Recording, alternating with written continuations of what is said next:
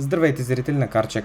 Днес ви представяме един от най-впечатляващите и мощни автомобили на своето време, а именно Mercedes CL65 AMG, произведен през 2008 година.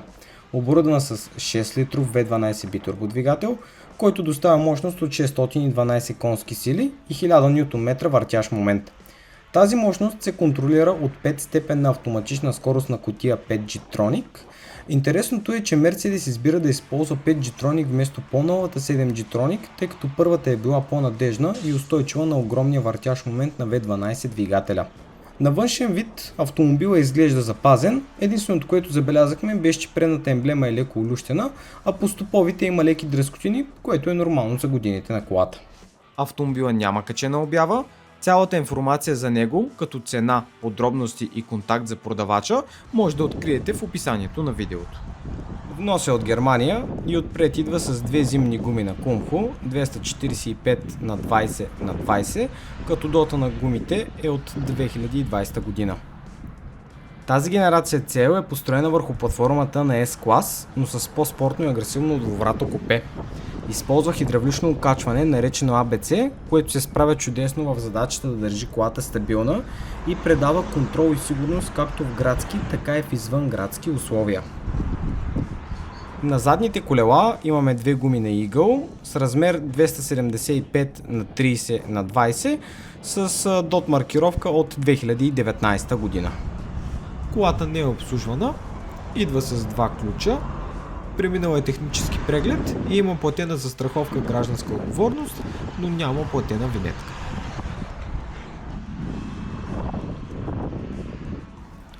При проверка на дълбочината и състоянието на гумите, която виждате на видеото, можем да кажем, че имат добра дълбочина, но имайте в предвид, че гумите са на 5 до 6 години по информация на дота на тях, за което ви препоръчваме да ги замените с нови след закупуването на автомобила.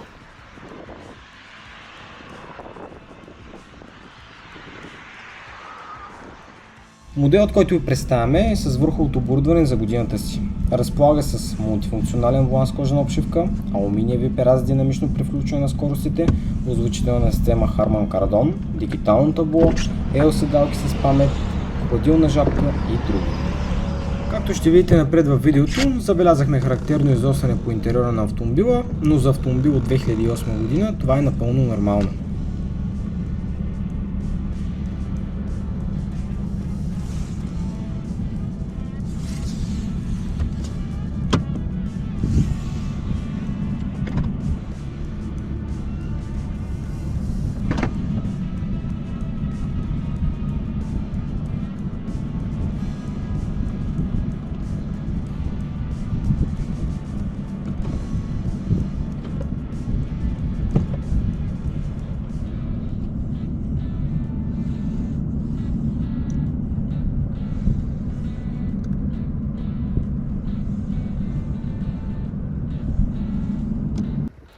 По информация на продавача, автомобилът е с пакет от 2012 година фейслифтовия модел, като всички осветлителни системи, които проверихме, работят без проблеми по предназначение.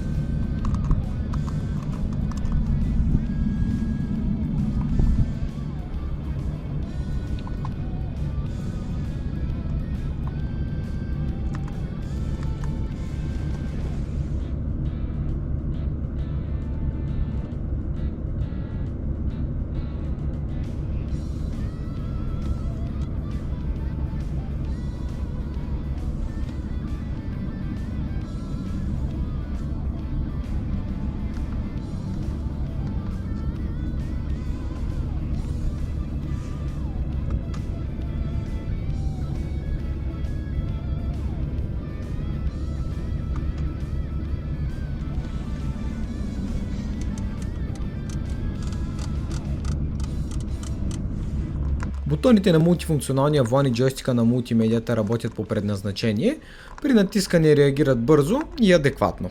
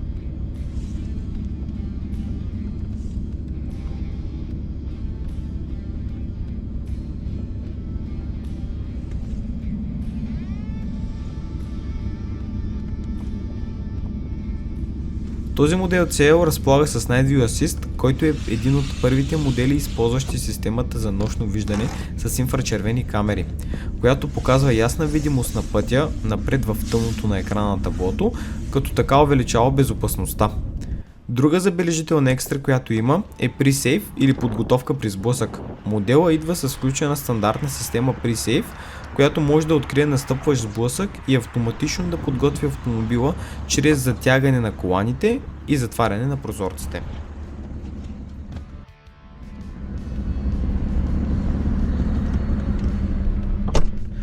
Докато правихме огледа на интериора, забелязахме, че на пасажирската врата е необходимо да се затвори малко по-силно от обикновеното, за да сработи вакуума.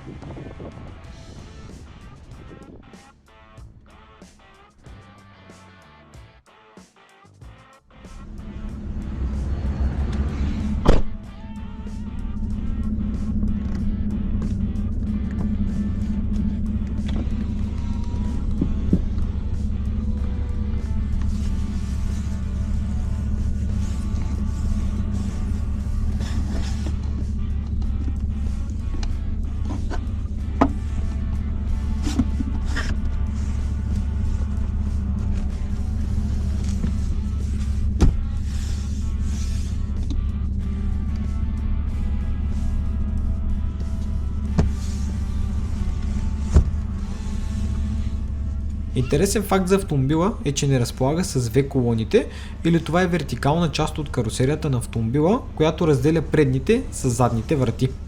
Както се вижда на клипа, тук тя липсва и по този начин това създава чист и открит дизайн, и когато автомобилът е със свалени предни и задни прозорци, изглежда почти като кабриолет.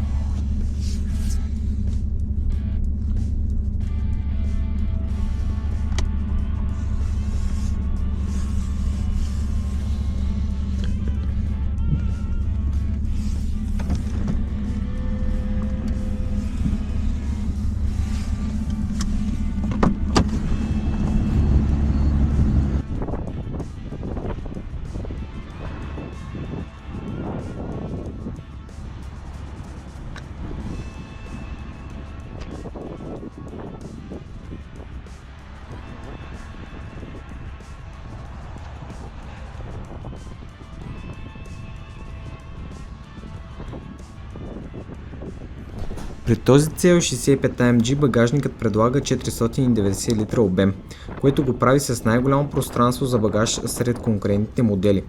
За сравнение, BMW 6 серия разполага с близките 460 литра, Bentley Continental GT има 370 литра, а Porsche 911 Turbo разполага с само 105 литра. Така че CL65 AMG предлага най-голямото пространство за багаж в този клас. Сега ще запалим автомобила и ще го оставим да поработи, за да може да чуете в реално време неговия двигател.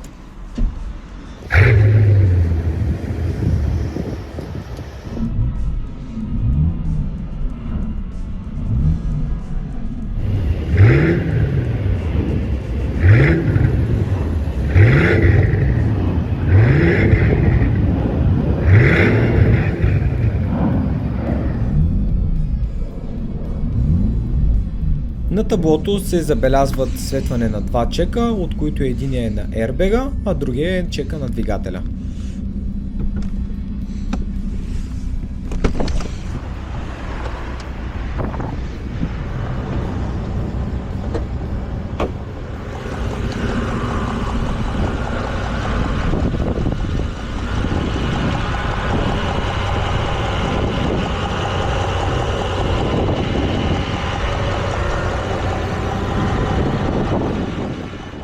На пръв поглед не забелязахме някакви течове или пък омаслявания по двигателя и останалите компоненти.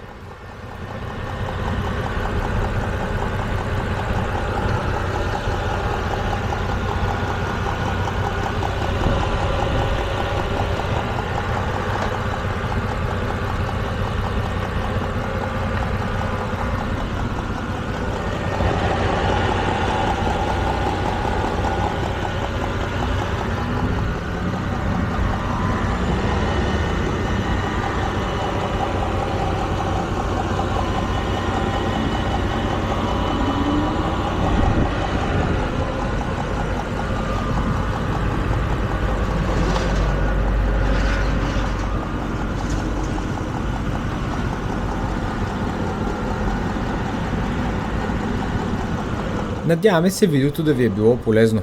Ако имате сериозен интерес от закупуването на автомобила, ви препоръчваме да направите личен оглед сами, за да може да се уверите в неговото състояние. Благодарим ви за отделеното време и ще се видим следващия път.